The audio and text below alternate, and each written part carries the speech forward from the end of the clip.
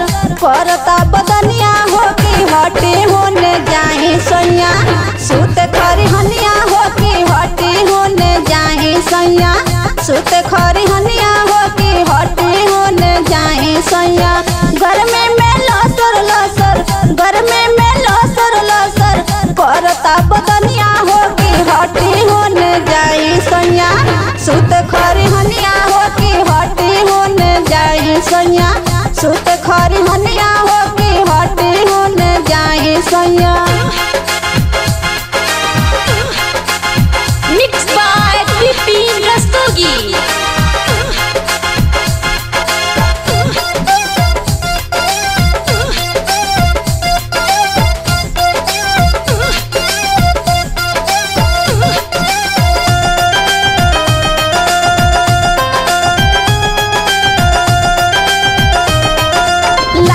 नोखे हवा तनको घर में चाहे दलानी में उब चुब माना भइल बसैया हमरो मच्छरदानी में हमरो मच्छरदानी में हमरो मच्छरदानी में लागत नोखे हवा तनको घर में चाहे दलानी में उब चुब माना भइल बसैया हमरो मच्छरदानी में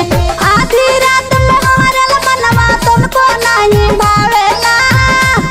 कि मानत नइखी बात हमार होता गजनिया हो कि हटी होने जाई सैया सुत खरी हनिया हो कि हटी होने जाई सैया सुत खरी हनिया हो कि हटी होने जाई सैया।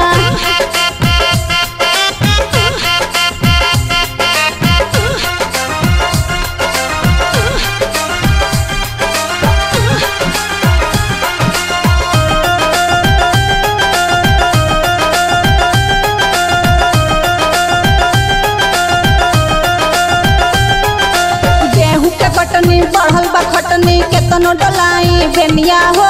चंदन पे दर्दी बिपिन सैया आवे न तनको निदिया हो आवे न तनको निदिया हो आवे न तनको निदिया हो गेहूं के कटनी बढ़ल बा खटनी केतनो डलाई बेनिया हो चंदन पे दर्दी बिपिन सैया आवे न तनको निदिया हो राजू भाई अंकित राजरी नक मनवा खोलेला की करहता वे तांग हमके लगावल हनिया हो कि हटी होने जाई सैया सुत खरी हनिया हो कि हटी होने जाई सैया सुत खरी हनिया हो कि हटी होने जाई सैया गर्मी में लसर लसर गर्मी में लसर लसर करता बदनिया हो कि हटी होने जाई सैया सुत खरी हनिया हो कि हटी होने जाई सैया।